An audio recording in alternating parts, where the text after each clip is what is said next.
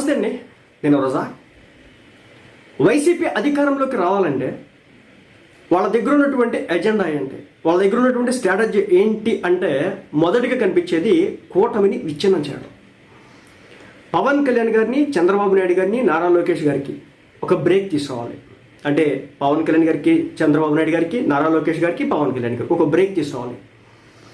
ఎప్పుడు ఇది తీసుకొస్తామో సెట్ మనం ఏ విధంగా చలి కాసుకోవచ్చు. ఇది వైసీపీ స్ట్రాటజీలో కనిపిస్తుంది. ఎందుకంటే రీసెంట్గా జరుగుతున్నటువంటి పరిస్థితులు చూస్తూ ఉంటాయి. బేసిక్గా వైసీపీ పార్టీకి సంబంధించి సోషల్ మీడియా అంతా కూడా పవన్ కళ్యాణ్ గారి మీద విపరీతమైన రెచ్చిపోతారు. ఒక్క మాటలో చెప్పాలంటే, పవన్ కళ్యాణ్ నువ్వు నీ వైఫ్తో కలిసి ఉన్నావో లేదో తెలియాలంటే మాకు ఫోటోలు చూపించాలి, వీడియోలు చూపించాలని చెప్పేసి అడిగినటువంటి ప్రబుద్ధులు ఉన్నటువంటి పార్టీ అది.